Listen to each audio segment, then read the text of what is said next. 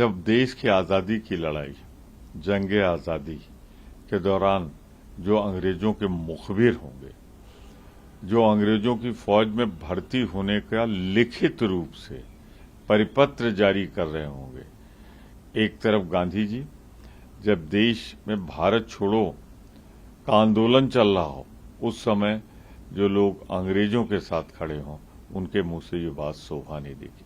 तिरंगा हमारा ईश्वर का दिया हुआ, जनता का दिया हुआ एक ऐसी शक्तिशाली है, उसका महत्व वही समझ सकता है जो उसके लिए लड़ा हो, संघर्ष किया हो। मोदी जी, न आपके न आपकी पार्टी को ये बात कभी समझ में आएगी नहीं। मणिपुर के लिए कांग्रेस को विवश किया कांग्रेस ने आपको।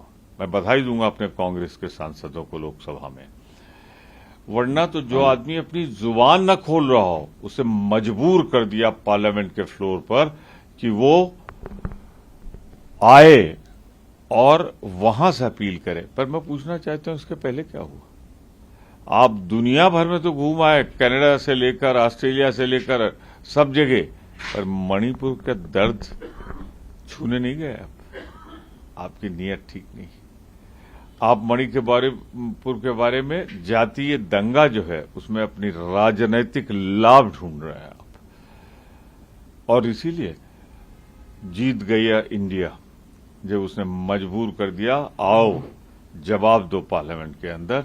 और वही अगर चेहरा देखा हो आपने, मोदी जी को तो मैंने आमने सामने बोलते हुए बहुत सुना है।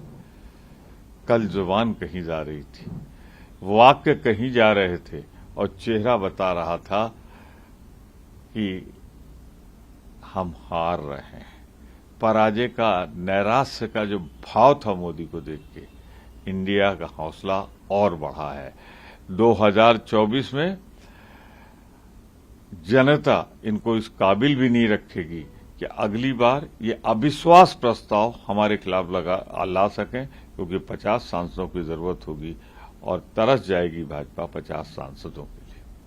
सर, इंडिया जो नाम रखा बेंगलुरु में यूपीए से हटाकर, उसके अंदर भी एनडीए का ही इस्तेमाल किया, बस 2 बार आई लगा दिया, क्योंकि आई मतलब घमंड झलक रहा है, घमंडिया। मोदी जी, आप सब कहा कीजिए, घमंड की बात मत किया कीजिए। कुछ चेहरे, कुछ चाल, कुछ बोल घमंड के प्रतिमान होते हैं, और आपका वो रिकॉर्ड कोई नहीं तो हो सकता। पर फिर भी मैं कहूंगा विनम्रता के साथ, क्योंकि आप हमारे देश के प्रधानमंत्री हैं, जब बोला कीजिए ना सदन में, तो बताया किया महंगाई का क्या हालचाल, बेरोजगारी कहाँ है, आप बताया कीजिए कि वो 15 लाख कहाँ है, आप बताया कीजिए कितना काला धन आप विदेशों से लाए, आप बताया कीजिए कितने सार्वजनिक उद्योग आपने हम दो और बड़े को कौड़ी के भाव बेच दिए। ये 10 साल का इतिहास कलंकित इतिहास होगा मोदी सरकार का, जिसने इस देश को टुकड़े टुकड़े में बेचा है। सर, इसके अलावा कल जब भाषण चल रहा था प्रधानमंत्री का, उनके भाषण कंक्लूड करने के बाद सदन में प्रस्ताव लाया गया। जो केंद्रीय मंत्री हैं, संसदीय कार्य मंत्री, उन्होंने प्रस्ताव को पढ़ा, उसके बाद ध्वनिमत से उस प्रस्ताव को पास करके जो कांग्रेस पार्टी सबसे बड़ी पार्टी है, उसके लीडर हैं लोकसभा में, उनको सस्पेंड कर दिया गया है। मामला प्रिविलेज कमेटी को भेजा गया, और जब तक प्रिविलेज कमेटी की रिपोर्ट नहीं आती तब तक उनका सस्पेंशन जारी रखने का जो है मोशन। यही तो है संसद में तानाशाही, संख्या बल का दुरुपयोग।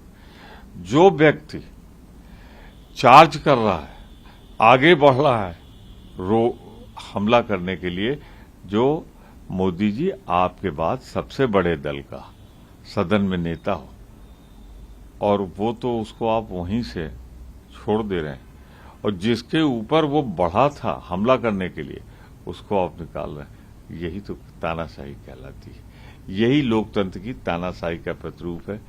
भूलिएगा नहीं, नाराज भी मत होइएगा, हिटलर भी पार्लियामेंट के माध्यम से बहुत दिनों तक सरकार चलाता रहा। आखिरी सवाल, आप लोग उसकी सदस्य हैं, कल राज्यसभा के अंदर बिल इंट्रोड्यूस किया गया जो इलेक्शन कमिश्नर ऑफ इंडिया है, उनकी अपॉइंटमेंट के लिए, जहां सीजेआई को हटाकर वहां एक कैबिनेट मिनिस्टर को इंक्लूड करने वाला पॉइंट लाया। हार का डर, खौफ इस बिल में नजर आ रहा है। मुख्य चुनाव आयुक्त चुना जाए एक ऐसी समिति द्वारा जहां सब अपनी निष्पक्ष राय दे सके। नेता विरोधी दल, प्रधानमंत्री जी आप खुद, अब आपको लगता है कि न्यायपालिका पर आपका भरोसा नहीं है। न्यायपालिका के सर्वोच्च पद मुख्य न्यायाधीश के पद पर बैठा हुआ आदमी आप उस समिति में इसलिए नहीं आने दे रहे हैं कि आप कोई मोहरा अपनी जेब से निकाल के रखना चाहते हैं जो संवैधानिक रूप से निष्पक्षता से काम ना कर सके। हमने विरोध किया है, आगे विरोध करेंगे, न्याय जरूरत पड़ी तो हम न्यायपालिका के सामने भी जाएंगे। लेकिन इसी को कहते हैं लोकतंत्र में लिपटी हुई तानाशाही, इसी को कहा जाता है। नमस्कार, मैं हूं मानक गुप्ता।